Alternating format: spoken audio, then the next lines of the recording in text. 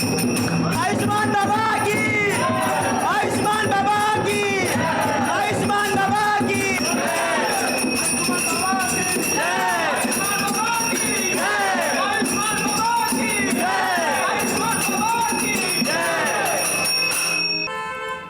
ये मेरी पत्नी है बाबा, डिप्रेशन का शिकार हो चुकी है, दिन रात दुखी रहती है बाबा, घर में बहुत क्लेश होता है, कृपया इसका इलाज कीजिए, हम लोग बहुत परेशान हैं बाबा।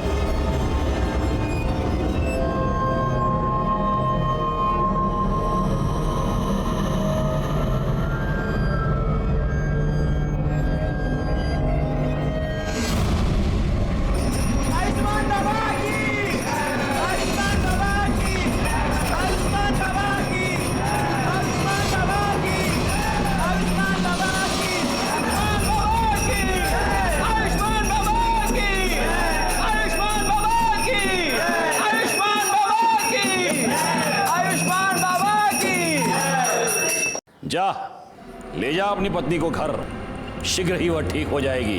बाबा की जय हो, बाबा की जय हो। आओ भक्तों, बाबा का आशीर्वाद ले लो।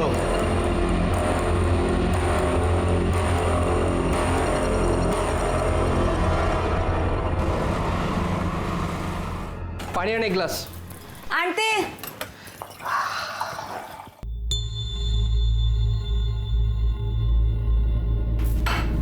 ये ले, घर खर्च के लिए। अब देख क्या रही है, पगार हुआ यार। मुझे नहीं चाहिए तेरे पाप की कमाई। क्या बोलिस? पाप की कमाई? ये मेरी मेहनत का पैसा है। मेहनत का पैसा? हाँ, ये मेहनत का पैसा है तेरा या तेरे उस ढोंगी कमीने बाबा की पाप की कमाई है? ए बाबा को कुछ मत बोला, देख दांत तोड़ दूंगा मैं तेरे। तू भूल गया सब क्या किया था? वो बाबा जो भक्ति के नाम पे दूसरी औरतों की चुम्मा चाटी करता है। देख, मुझे तेरा नहीं पता, पर मुझे बहुत शर्म आती है इस पाप की कमाई खाने में। चल तेरी तो मैं।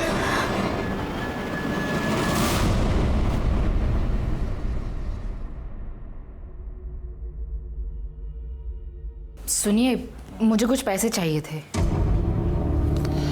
देखो साक्षी, तुम्हें अच्छी तरह से पता है मुझे इस तरह के ढोंगी बाबा और उनके चमत्कार पे बिल्कुल विश्वास नहीं है, और ऐसे काम के लिए मैं तुम्हें 1 रुपया भी नहीं दे सकता हूँ। तुम्हें हो या ना हो, पर मुझे है, और ये सब मैं रिया के लिए तो कर रही हूँ ना। देखो साक्षी, मेरी प्यारी रिया को ठीक करने के लिए किसी ढोंगी बाबा की कोई जरूरत नहीं है, और खबरदार तुम इसे किसी के पास लेकर गई ऐसे बाबा के पास।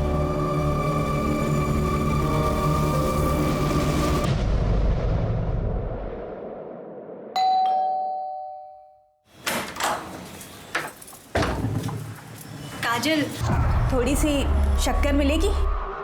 वाटी अनलेस? हाँ, वाटी।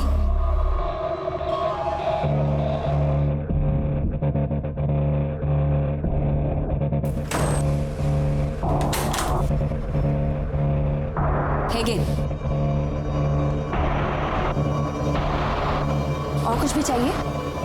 Thank you.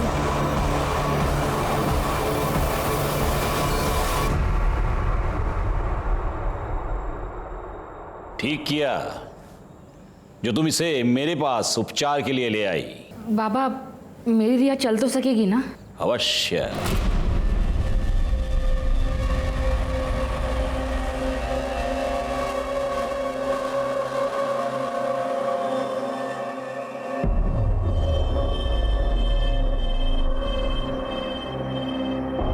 ले, ये तेल है, प्रतिदिन 3 प्रहर इस तेल से तेरी बच्ची के पैरों पर मालिश करना। भगवान की कृपा रही, ये बच्ची चलने तो क्या, दौड़ने लगेगी। सच बाबा? सुना रिया, तू चलने लगेगी? अच्छा बाबा, प्रणाम।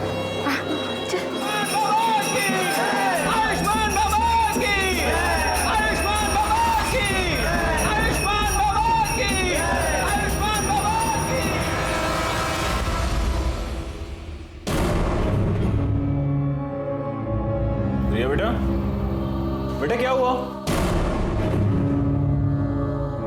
बाप रे, क्या हो गया है लोगों को?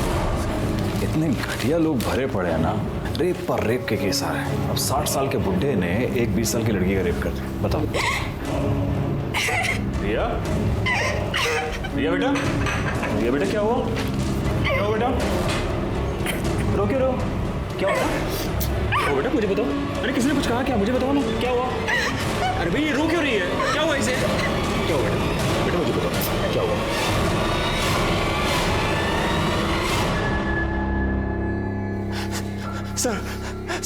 सर देखिए ना सर, मेरी बेटी के साथ क्या हो गया सर मेरी बेटी के साथ सर रेप हो गया है सर।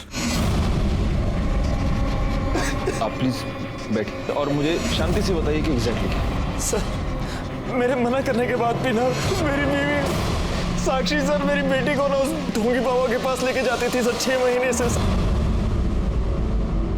मना भी किया था लेकिन सर इसने मेरी एक बात नहीं सुनी सर, मैंने इसको बोला भी था सर। अरे एक मिनट, ये सब यहाँ नहीं चलेगा, ये पुलिस स्टेशन है। आप बैठिए प्लीज।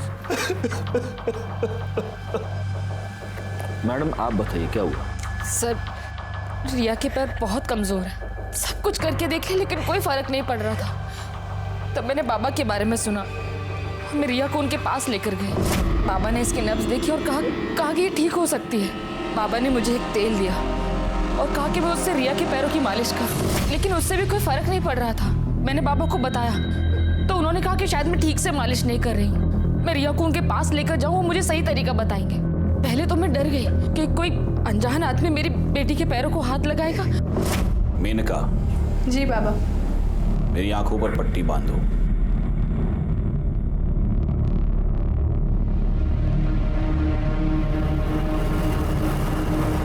उसके बाद मुझे विश्वास हो गया कि बाबा ढोंगी नहीं है। लेकिन फिर 3 महीने पहले बाबा वो आज मेरे पास फीस के लिए पैसे नहीं हैं। अरे रे रे रे रे रे रे रे, पैसे नहीं है तो कोई बात नहीं, अब पैसा ही सब कुछ थोड़ा ना है, क्यों बाबा, है ना। अब पैसा नहीं है तो उसके बदले कुछ और देना पड़ेगा। अलग चीज मतलब उसके बाद मैं तेल लेने के लिए अकेले आश्रम गई। वहां पर उन्होंने मुझे वेटिंग रूम में बैठने को बोला।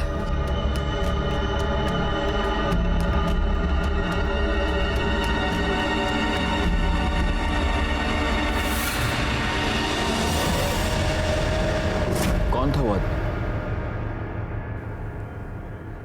पता नहीं सर, लेकिन जब होश आया तो देखा कि मेरे कपड़े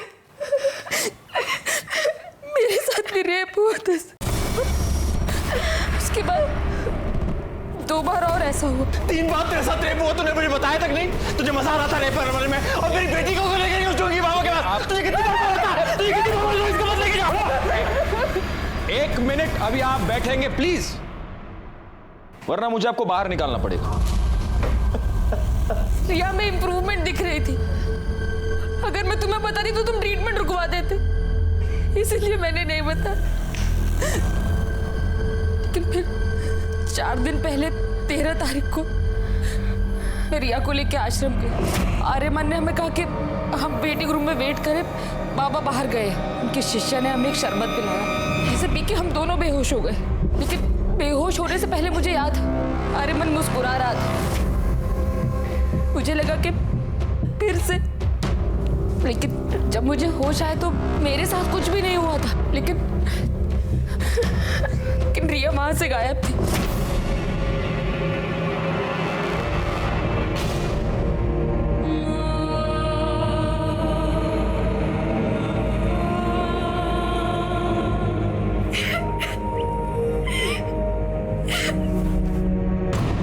और रिया मुझे ट्रीटमेंट रूम में मिली। मैंने आर्यमन से पूछा कि उसने ऐसा क्यों किया, तो उसने कहा कि उसने तो रिया को हाथ तक नहीं लगाया। लेकिन मैं जानती हूँ सर कि आर्यमन ने मेरे रिया के साथ रेप।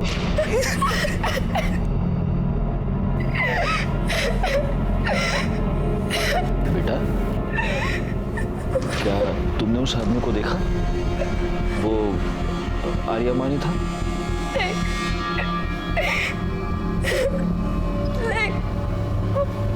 आर्यमन नहीं, आयुष्मान बाबा थे।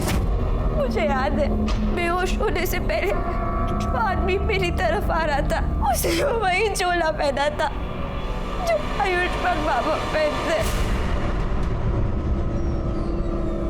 इंस्पेक्टर सर प्लीज उस बाबा और उसके बेटे को अरेस्ट कर लीजिए प्लीज सर। प्लीज सर, हमें न्याय दिलवा दीजिए प्लीज सर। कामनी मैडम, बच्ची को मेडिकल एग्जामिनेशन के लिए ले जाइए, आप भी जा सकते हैं।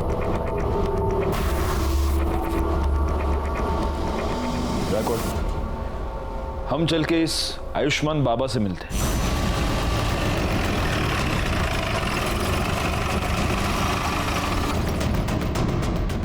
साक्षी हम पर ऐसे आरोप कैसे कर सकती है अपने बाबा के बारे में? देखिए, आपको जो कुछ भी कहना है आप पुलिस स्टेशन चलकर कहिए। चलिए। साहब एक मिनट बेटा, ये कोई आम आदमी चलते फिरते आदमी नहीं है, बाबा है आयुष्मान बाबा। और इनके भक्तों को पता चला ना कि आपने इनको ऐसे उंगली भी लगाई है, दंगे भड़क जाएंगे साहब, बता रहा हूँ। दंगे वंगे बाद में, सबसे पहले तो तेरे को उठा के अंदर डाल दूंगा। चल यार ना, चलिए चल, मैं कह रहा हूँ कर रही है। ये सत्य नहीं है। सभी भक्तों को वही शरबत ग्रहण के लिए दिया गया था। उनमें से किसी को कोई समस्या नहीं हुई। आप चाहे तो दूसरे भक्तों से पूछ सकते हैं। बाबा 13 तारीख को आश्रम में थे ही नहीं, वो एक भक्त के यहाँ आमंत्रित थे। मैं स्वयं पूरा दिन उनके साथ ही था। हम लोग शाम को आश्रम एक साथ ही लौटे थे। सर, मैं तो ज़्यादातर अकाउंट केबिन में ही रहता हूँ, तो बाहर क्या चलता है क्या नहीं चलता मेरे को नहीं मालूम। सच है, भगवान भी इंसान को नहीं पहचान सकता। मैंने साक्षी और उसकी बेटी को बहुत सहायता की थी, फिर भी न जाने क्यों उसने मुझ पर ऐसे घृणित आरोप क्यों लगाए। लेकिन आपको क्या लगता है बाबा, मतलब क्यों लगाए होंगे उसने ऐसे घृणित आरोप आप पर? एक ही कारण हो सकता है। अच्छा? मेरे उपचार के पैसे देना नहीं चाहती होगी, अन्यथा मदद जो करता है उसे ऐसे प्रत्युत्तर में ऐसे घृणित आरोप कोई नहीं लगाता। लेकिन उसकी चूक हो गई, वो चूक गई। 13 तारीख को पूरा दिन हम आश्रम में थे ही नहीं। सर, इसके असिस्टेंट गणेश ने भी यही कहा कि ये लोग शाम को वापस आए थे। क्योंकि यही सत्य है। हमारा शिष्य गणेश पूरा दिन हमारे साथ था, और जिस भक्त के यहां हम पूरा दिन उपस्थित थे, आप उनसे भी पूछ सकते हैं। दोनों को आशीर्वाद है मेरे। अब हम यहां से प्रस्थान करेंगे। अरे नहीं नहीं नहीं नहीं, प्रस्थान वस्थान आप कुछ नहीं कर सकते अभी। क्या है बाबा, आप रेप अक्यूज्ड हैं, तो अब आप यहीं रहेंगे। बैकवर्ड, बाबा को उनकी कुटिया दिखा दो। अब अगले कुछ दिन तक भजन पूजन कीर्तन कीर्तन वहीं पे ले जाओ। चलिए। देखिए ये गलत है। लड़की के कंप्लेन के बाद आयुष्मान बाबा को पुलिस ने रेप के केस में अरेस्ट कर लिया है। अभी भी तुझे लगता है कि तेरा बाबा ढोंगी नहीं है? काजल चुप बैठ, मैं बाबा को बहुत पहले से जानता हूँ, वो ऐसा कर ही नहीं सकते। और अगर रेप हुआ भी है ना तो बाबा ने नहीं किया है, वो उस कमीने आर्यमान ने किया है, क्योंकि वो आर्यमान एक नंबर का।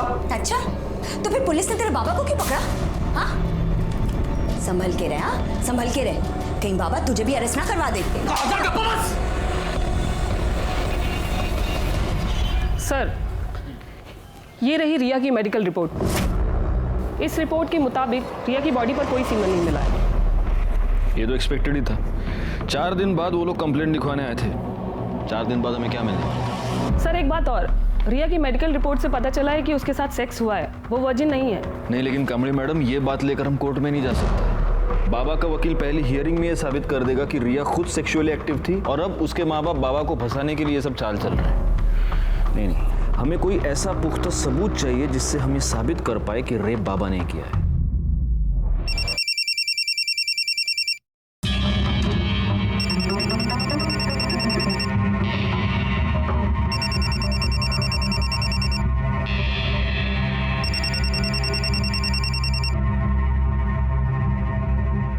हेलो, तेरी हिम्मत कैसे हुई बाबा के खिलाफ कंप्लेंट लिखवाने की? भूल गई बाबा कौन है? या तो कंप्लेंट वापस ले, वरना हम तुझे और तेरी बेटी को छोड़ेंगे नहीं। नहीं, मेरी बेटी को कुछ मत करना। वो कौन है? कौन है? कौन है? कौन बोल रहा है? हिम्मत है तो सामने आके बात कर। अरे फोन पे क्या धमकी दे रहा है? आ सामने। हेलो हेलो, काट दिया। जो भी ऐसे छोड़ूंगा। कहाँ जा रहे हो? अरे पुलिस को इन्फॉर्म करने जा रहा। नहीं, उसने धमकी दी है। साक्षी, तुम अब भी नहीं समझ रही हो, हमें पुलिस को इन्फॉर्म करना पड़ेगा। ये सब बंद होना चाहिए। नहीं, आप मेरी बात सुनिए ना। साक्षी प्लीज, देखिए मेरी बात सुनिए। Please Sakshi.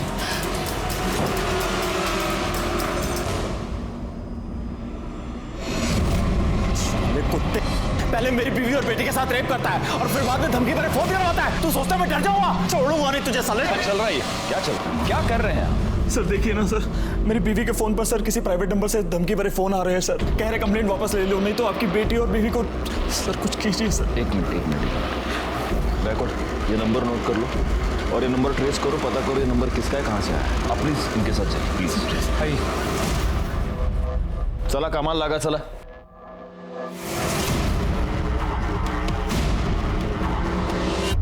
सर आयुष्मान बाबा को बेल मिल गई है। ये तो नहीं था, सिवाय इनकी कंप्लेंट के हमारे पास है ही क्या? फॉर्मेलिटीज पूर्ण कर। सर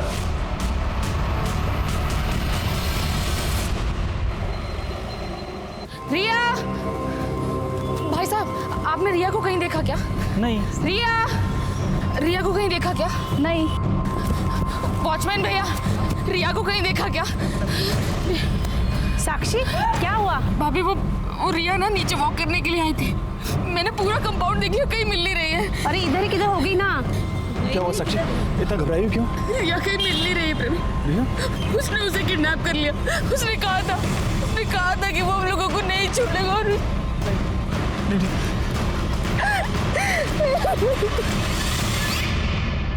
हरामखोर, रिया का रेप तूने किया है ना, मुझे सब पता है। क्या रे बड़ऊ, मैं किया है, क्या लगा के रखा है? लड़की ने देखा तेरे को, स्टेटमेंट में नाम तेरा, तो मैं कैसे किया है हा? और वैसे भी जो तू आशीर्वाद के नाम पे जो चोला डाल के जो चुम्मा चाटी करता है, तो ठगी कौन? तू रेपिस्ट कौन? तू, मैं नहीं, समझा?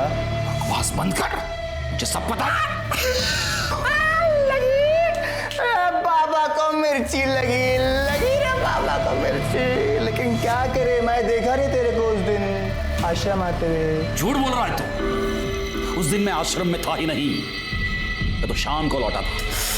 ये जो तेरी झूठ की खिचड़ी है ना, ये तो येड़ा गणेश है ना, उसके साथ मिलकर पुलिस से खड़ा, मेरे को नहीं। मैं देखा तेरे को उस दिन शाम को वापस आते हुए भी, और रिया के साथ कमरे में करते हुए भी। हाँ, तो मेरे साथ ना शांतपंती नहीं। चल जा जा जा। बाबा वो साक्षी ठाकुर आई है, बहुत शोर मचा रही है और तमाशा भी कर रही है। जल्दी चलिए।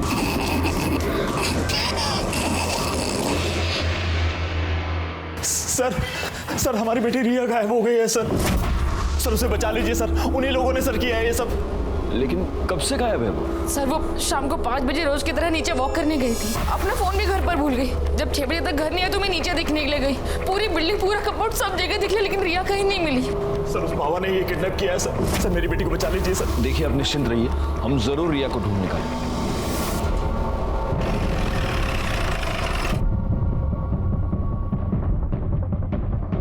सर बॉडी को सबसे पहले इन औरतों ने देखा।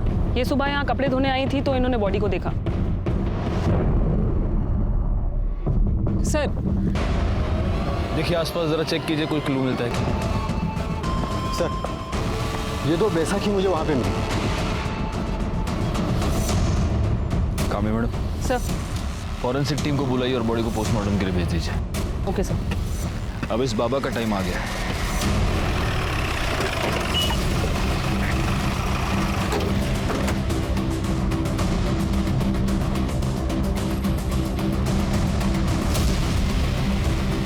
या तो ताला लगाओ। सुनिए, ये इस आश्रम को ताला क्यों लगा हुआ है? पता नहीं साहब, हम तो जब सुबह दुकान पे आए तो देखा कि ताला लगा है। बैकवर्ड, एक काम करो, ये बाबा, उसका बेटा, इस आश्रम के लैंडलाइन नंबर्स सब फोन टैप करो और ये पता करो कि इस बाबा की और कहाँ प्रॉपर्टी, और जरा इस बाबा के भी डिटेल्स निकालो। ये ओरिजिनली कौन है, कहाँ से आया है, और ये सारी डिटेल्स मुझे जल्द से जल्द चाहिए। सर पुलिस ने लड़के की पहचान रिया ठाकुर के नाम से की है। ये वही रिया ठाकुर है जिसने आयुष्मान बाबा पर बलात्कार का इल्जाम लगाया था। याद है ना तुम्हें?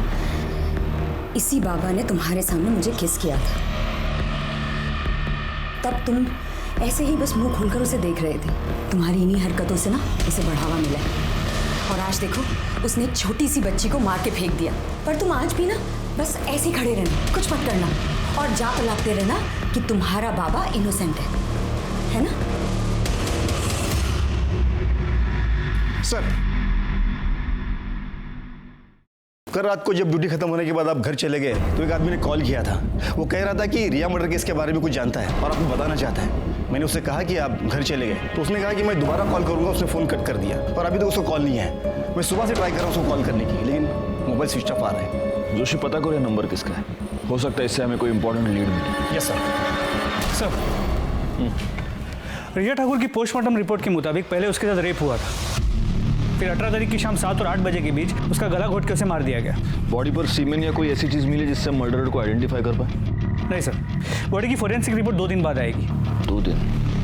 ठीक है, तब तक वेट करते, हो सकता है उससे कोई क्लू मिले। सर आयुष्मान ट्रस्ट के नाम से आयुष्मान बाबा की 4 प्रॉपर्टीज है, बोरीवली, दहिसर, वसई और विरार में। लेकिन चारों प्रॉपर्टीज में कोई रहता नहीं है, वहाँ पे ताला लगा हुआ है। गैकवाड, एक काम करो, इन चारों जगहों पर सिविल में अपने आदमी रख दो 24 घंटे। पता नहीं क्यों मुझे ऐसा लगता है कि बहुत जल्द यहाँ पर कोई रहने आएगा। सर, हमने आयुष्मान बाबा की डिटेल्स निकाली तो पता चला कि ओरिजिनली वो विरार का रहने वाला है और कुछ साल पहले किसी रामनारायण तिवारी नाम के वैद्य को असिस्ट कर रहा था। उसका कंपाउंडर था। गैकवाड, एक काम करो, इस रामनारायण तिवारी वैद्य से पूछताछ करो और इस बाबा के बारे में जितनी डिटेल्स हो सके उतनी डिटेल्स निकालो। सर, वो हमारे पास 3 साल काम किया था। हमने उसको सब सिखा दिया था, मालिश करना, हड्डी बिठाना और आयुर्वेद तरीके से उपचार करना, दवाई बनाना भी। लेकिन था बड़ा होशियार, हर काम फटाफट सीख जाता था। लेकिन उसे एक आदत थी, वो आयुर्वेद और एस्ट्रोलॉजी की किताब पढ़ने का बड़ा शौक था। जरा सा भी समय मिले किताब खोल के पढ़ने लगता था। फिर एक दिन आया, कहने लगा कि हम कल से काम पर नहीं आएंगे। हम कहा कहाँ हैं? बहुत उससे कहा कि रुक जा, लेकिन नहीं रुका, वो चला गया। 1 साल बाद सुनने में आया कि साकिब खान जो है आयुष्मान बाबा बन गए। एक मिनट, ये साकिब खान कौन है? अरे वही आयुष्मान बाबा जो है वही साकिब खान है। मुस्लिम से हिंदू नाम बदल के बाबा बना। और ये आर्यमन उसका बेटा इमरान। हाँ, जब उसकी जोरू मरी तो इमरान 2 साल का रहा होगा। तो इसने माँ का भी प्यार दिया, बाप का भी प्यार दिया। बहुत लाड करता था और लाड प्यार के चक्कर में लड़का खराब हो गया। अच्छा, ये आयुष्मान बाबा मतलब आपका साकिब खान जब भी आपके पास काम किया करता था तो जो महिला इलाज करवाने के लिए आती थी उनके साथ कभी उसने बदतमीजी की थी? ना, कभी कोई बदतमीजी नहीं। अच्छा, उसके किसी रिश्तेदार को आप जानते हैं? नहीं, बस परिवार का मालूम था, सो हमने बता दिया।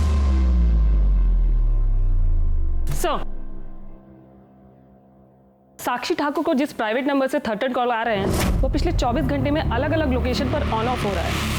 आपने ट्राई करके देखा? हाँ सर, हमने कई बार ट्राई किया पर हर बार ऑफ बता रहा है। और सर एक बात और, ये नंबर सूरज यादव के नाम पर रजिस्टर्ड है। हमने उसके घर का भी पता किया पर वो एड्रेस भी फेक निकला। आप लगातार ये नंबर ट्राई करते रहिए और उसकी लोकेशन ट्रेस कीजिए। सर, कल रात को जिस नंबर से कॉल आया था वो मोबाइल नंबर किसी निखिल परांजपे के नाम पे रजिस्टर्ड है। निखिल परांजपे? Yes sir. निखिल परांजपे तो आयुष्मान बाबा का अकाउंटेंट है, यानी कि वो हमें कोई इन्फॉर्मेशन देना चाहता है। हम यहाँ बैठे बैठे उसके फोन का वेट नहीं कर सकते। कामड़ी मैडम, एक काम कीजिए, आप फौरन जाके निखिल परांजपे के बारे में पता कीजिए। Yes sir.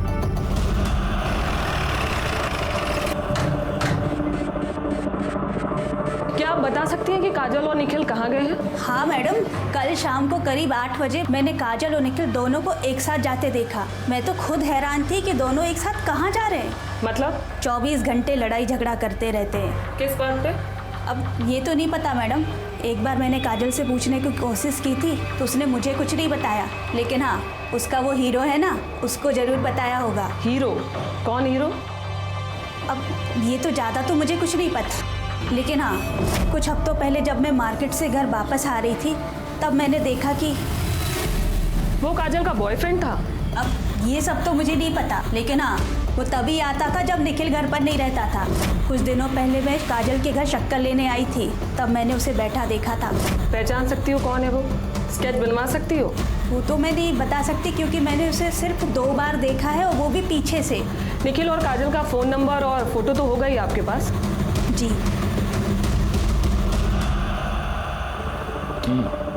मतलब आयुष्मान बाबा सादिक खान है जो फ्रॉड करने के लिए एक हिंदू बाबा बना।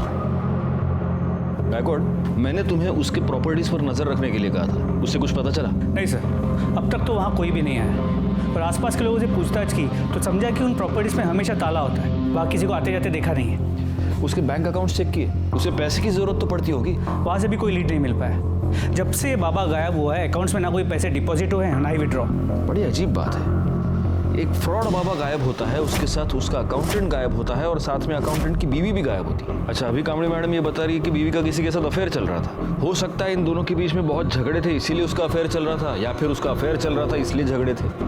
कोई और रीजन लगता है? सर मुझे तो लगता है झगड़े का रीजन उसकी बीवी का अफेयर ही हो सकता है। लेकिन अगर ऐसा है तो कल शाम को दोनों एक साथ कहाँ पर गए थे? कहीं ऐसा तो नहीं कि मर्डरर को पता चल चुका था कि निखिल पुलिस को कोई इन्फॉर्मेशन देने वाला है, इसलिए इन दोनों मियाँ बीवी को साथ में कहीं पर बुला लिया? सर मुझे लगता है कि ये निखिल काजल और उसके बॉयफ्रेंड को कन्फ्रंट करना चाहता था, इसलिए उन्हें साथ लेकर गया, मगर काजल और उसके बॉयफ्रेंड ने निखिल को गायब कर दिया और दोनों भाग गए।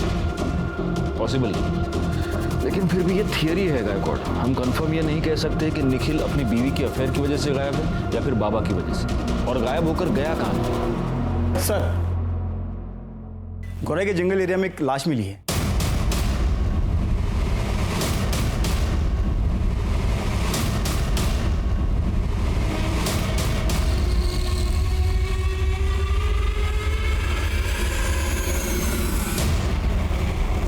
सर, ये बॉडी तो काजल परांजपे की है।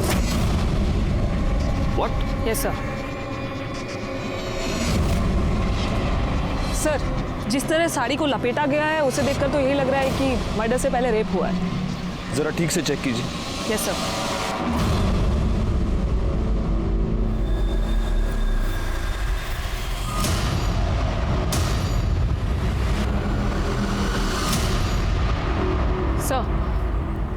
सर, ये एक नहीं 2 बॉडीज हैं। क्या? मेरा मतलब है सर, एक बॉडी में 2 डेड बॉडी। क्या बात कर रही हैं आप कामड़ी मैडम?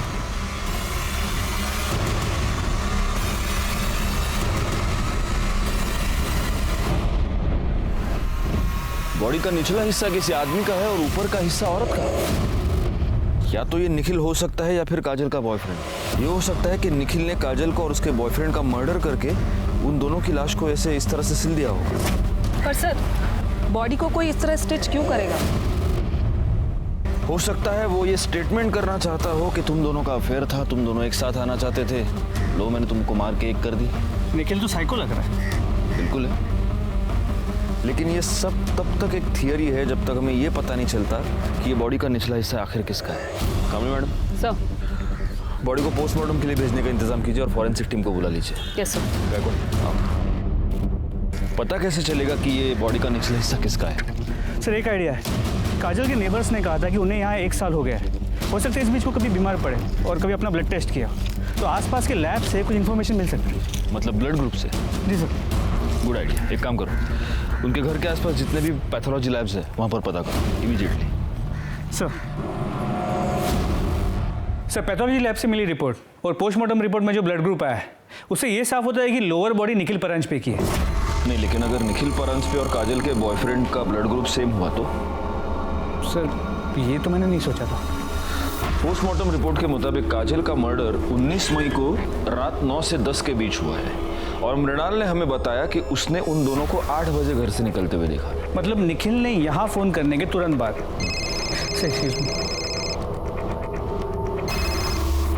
हेलो, ठीक है सर। गोरे के डंपिंग ग्राउंड के पास 2 आधी कटी हुई डेड बॉडीज मिली।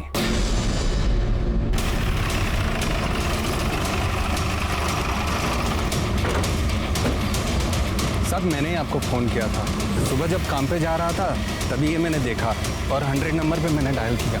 थैंक्स। निखिल की, मतलब इसे इतना तो क्लियर हो गया कि उस बॉडी का निचला हिस्सा निखिल का था। सर, सिर के पीछे गहरी चोट है, हो सकता है मौत की वजह ये चोट ही है। सर, ये देखिए।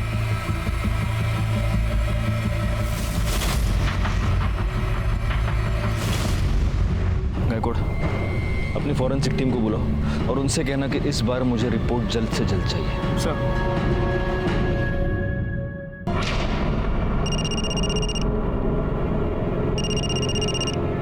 हाँ सर। कोई अपडेट? सर, मैं यहाँ पे कब से नजर रखे हुए हूँ लेकिन कोई हलचल नहीं। सर, मैं यहाँ पे कब तक रुकूँ? वो बोलता हूँ मैं, लेकिन अभी के लिए वहाँ पे नजर रखो। ठीक है सर, ओके।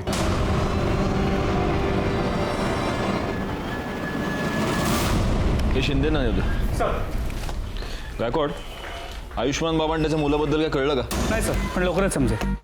और सर ये निखिल की पोस्टमार्टम रिपोर्ट, इसके मुताबिक उसकी मौत 19 मई की रात 9 और 10 के बीच हुई है और मौत की वजह सर पे रॉड जैसी किसी चीज से वार किया जाना है।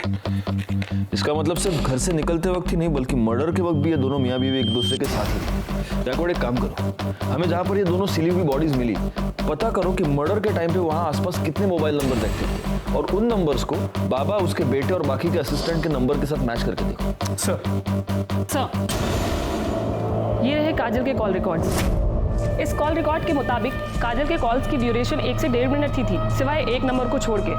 खोपली में एक नंबर है, 3 हफ्ते पहले काजल ने उस पर 20 मिनट तक बात की थी। किसका नंबर है? काजल की माँ मुक्ता।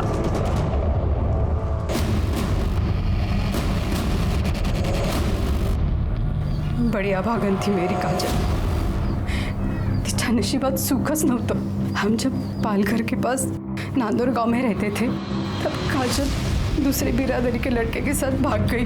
पूरे गांव ने हमें बेदखल कर दिया। हम लोग दर दर भटकने लगे, कभी यहाँ गावात कभी त्या गावात। अभी 1 महीना पहले नवीन को यहाँ काम मिला। 3 हफ्ते पहले आपकी काजल से बात हुई थी? हो सर, 1 महीने पहले की बात है सर। मेरी जानने वाली को मुंबई में काजल बाजार में टकरा गई। उसने मुझे फोन किया, काजल ठीक है, और उसने काजल का नंबर दिया। मैंने सोचा मैं उससे बात नहीं करूंगी, क्या करूं, माँ हूं ना। मैंने उसे फोन किया, बड़ी खुश लग रही थी वो फोन पर। उसने कहा कि वो मुझसे मिलने आने वाली है, पर नहीं, वो नहीं आई। उस निखिल के घर वालों ने मारा है साहब मेरी ताई को। साहब हमारी ताई उसे कभी पसंद नहीं थी, हम लोग अलग बिरादरी के हैं ना, इसीलिए। वैसे 19 तारीख को तुम कहाँ थे? मैं काम पे था साहब, विट्ठल और मैं साथ में ही काम पे जाते। विट्ठल कौन? हमारा पड़ोसी, इधर बाजूला रहा था। निखिल की फैमिली का नांदौर का एड्रेस है आपके पास? ठीक है सर, विट्ठल ने कंफर्म किया है 19 मई को नवीन उसके साथ सुबह से शाम तक गोडाउन में ही था। एक काम करते, निखिल के घर चलकर पता करते कि इस नवीन की बात में कितनी सच्चाई है। मैंने कितनी बार निखिल को समझाया था कि काजल तेरे लिए ठीक नहीं है, फिर भी उसने मेरी एक बात नहीं मानी। इसलिए तुमने उन दोनों का पता लगाया, उनका मर्डर किया और अपना बदला पूरा किया। क्या बात कर रहे हो साहब? मैंने खुद उन दोनों की शादी करवाई थी। बिरादरी में रहने के लिए नाटक किया था कि वो दोनों गांव से भाग गए। दरअसल मुझे पहले से ही पता था कि वो दोनों मुंबई में कहाँ रहते हैं, क्योंकि वो घर मैंने ही भाड़े पे लेके दिया था उन्हें। हर दूसरे दिन मेरी निखिल से बात होती थी। फिर मैं अपने बेटे और बहू को क्यों मारूंगा? फिर एक बार हम डेड एंड पर आकर पहुंच चुके थे। हालांकि फॉरेंसिक रिपोर्ट से यह पता चला था कि रिया के नाखून में किसी के स्किन फ्रैगमेंट्स पाए गए थे, लेकिन वो स्किन फ्रैगमेंट्स किसके थे ये पता लगाने का कोई भी तरीका हमारे पास नहीं था। दूसरी तरफ हमारी ये थियरी थी कि काजल और निखिल का मर्डर या तो काजल के लवर ने किया है या आयुष्मान बाबा ने। काजल और निखिल के मर्डर स्पॉट पर एक्टिव नंबर्स का हम इंतजार कर रहे थे और हमें इंतजार था सूरज यादव का भी, जिसे ट्रेस करना काफी मुश्किल हो रहा था क्योंकि उसका मोबाइल नंबर लगातार ऑन ऑफ हो रहा है। ऐसे में आयुष्मान बाबा के प्रॉपर्टीज पर नजर रखने का हमारा प्लान कामयाब हो गया जब हमें यह पता चला कि उसकी वसई की प्रॉपर्टी पर कोई आया है।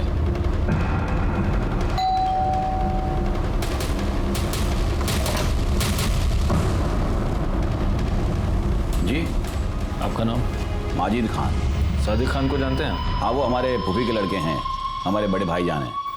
बड़े ताज्जुब की बात है माजिद साहब, आपकी आवाज़ आपके फूफी के लड़के से बहुत मिलती जुलती है।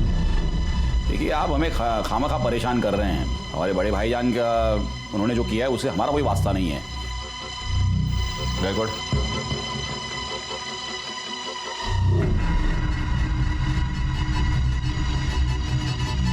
बड़े ताज्जुब की बात है। सिर्फ आवाज ही नहीं, आपके हाथ पर चोट का निशान भी आपके फूफी के लड़के से मिलता जुलता है। सुनिए, मेरी बात सुनिए। आयुष्मान बाबा, अब तेरे आशीर्वाद देने के दिन खत्म हो गए, अब हम तुझे आशीर्वाद देंगे। सर, मुसलमान होके मैं आयुर्वेद या ज्योतिष का धंधा नहीं कर सकता, इसलिए फिर सादिक खान से मैं आयुष्मान बाबा बन गया।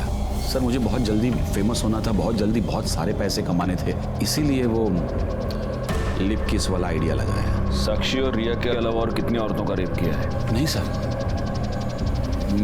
मैंने किसी का रेप नहीं किया है सर। न मैंने न मेरे बेटे ने सर किसी का बेजा फायदा नहीं उठाया है। मानता हूँ सर कि वो बदजबान है, थोड़ा सा बेकाबू हो गया है, लेकिन सर वो ऐसा कुछ करेगा, किसी को इस तरह नुकसान पहुंचाएगा, ये मैं नहीं मानता। वो बेकाबू हो गया या तूने होने दिया? सर शुरू में मैंने उसे काबू में करने की कोशिश की, लेकिन इसको मशवरा देना सिखाऊं कैसे? तुझे है देगा? आज के बाद अगर मेरे को मशवरा दिया ना जबरन, तो साले पूरी दुनिया को बता देगा मैं कि तू कोई बाबा नहीं है रे, तू मुसलमान है क्या? हाँ चल चल खड़ा 25,000 लेके। अरे ऐश करने की, अरे चल जा खड़ा हो। लाता। अच्छा ये बता, निखिल के साथ तूने क्या किया? निखिल के साथ? सर उसके साथ मैं क्यों कुछ करूंगा? क्योंकि तुझे ये पता चल चुका था कि रिया मर्डर केस में निखिल हमें कोई इन्फॉर्मेशन देने वाला था। नहीं सर, मुझे इसके बारे में कुछ नहीं पता है, बल्कि मैं तो उसे नौकरी पर भी नहीं रखने वाला था जिस दिन से मैंने काजल के बारे में सुना है। मतलब सर वो काजल को भगाकर शादी करके मेरे पास आया था मुंबई। काजल को मेरे पास इसलिए लाया था कि ताकि मैं उसको आशीर्वाद दूं, और फिर मेरे पास नौकरी मांगने लगा, और उस वक्त मेरे पास एक अकाउंटेंट की जॉब खाली थी, तो मैंने कहा था उसे कि मैं उसे नौकरी दूंगा। तो ठीक है, कल से तुम यहां नौकरी पे आ जाना।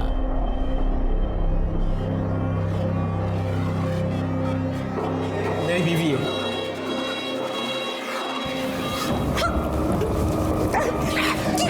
आर्यमन, ये क्या बदतमीजी है? ये क्या कर रहे हो तुम? क्यों चिल्ला रहा है? आशीर्वाद तो दिया है जैसे तू देता है। निखिल, रिया और काजल तीनों का मर्डर हुआ है। बता इसमें से कौन सा खून तूने किया, कौन सा तेरे बेटे ने किया, या दोनों ने मिलके किए तीनों खून? नहीं सर, हमने किसी का खून नहीं किया, सच कह रहा हूँ सर। अगर मर्डर नहीं किया तो भाग क्यों गया था? रिया के बारे में सुन के डर गए थे हम लोग। बेटा कहाँ है तेरा? कहाँ छुपा के रखा है उसको? जिस दिन से आश्रम से भागा उस दिन से वो गायब है सर। बैकवर्ड, इसका डीएनए टेस्टिंग कराओ। रिया के नाखून में जो स्किन का फ्रैगमेंट मिला उससे मैच करके देखो। आयुष्मान बाबा आखिर तक यही कहता रहा कि वो निर्दोष है, और हमारे पास भी उसके खिलाफ कोई भी पुख्ता सबूत नहीं था। हम उसके डीएनए टेस्ट के रिजल्ट का इंतजार कर रहे थे। आर्यमान अभी तक गायब था। ऐसे में हमारे पास उन फोन नंबर्स की लिस्ट आई जो 19 मई को रात 9 से 10 के बीच निखिल और काजल के मर्डर स्पॉट पे एक्टिव थे। वो 3 नंबर्स थे, और उन 3 नंबर्स में से एक नंबर के बारे में हमें पहले से ही पता था।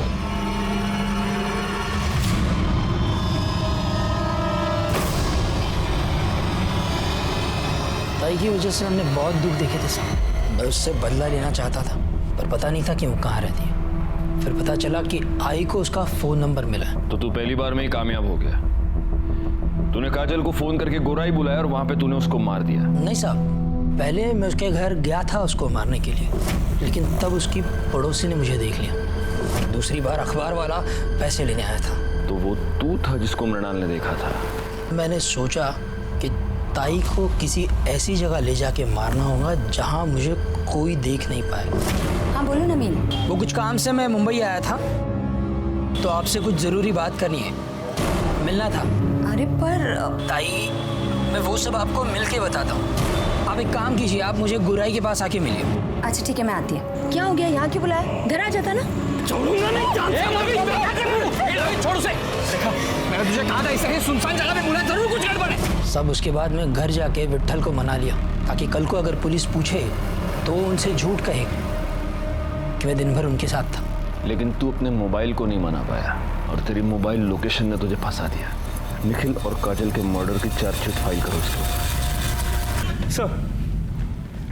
सर इन्फॉर्मेशन मिली थी कि सूरज यादव, जिसने साक्षी को थ्रेटनिंग कॉल किया था, वो एक प्रोस्टिट्यूट के पास रेगुलरली जाता है। सर उसी एरिया में भी सूरज का फ़ोन स्विच ऑन हुआ और उसने एक फ़ोन कॉल किया जिसे हमने रिकॉर्ड कर लिया है। सर सुनिए वो क्या कह रहा है।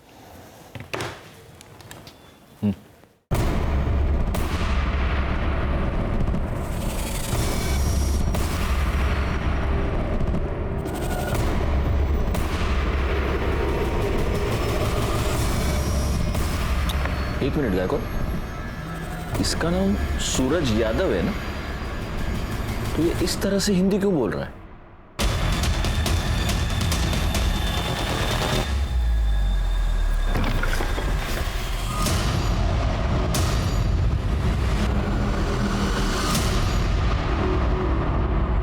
बुलाऊं तुझे? आर्यमान, इमरान या फिर सूरज यादव?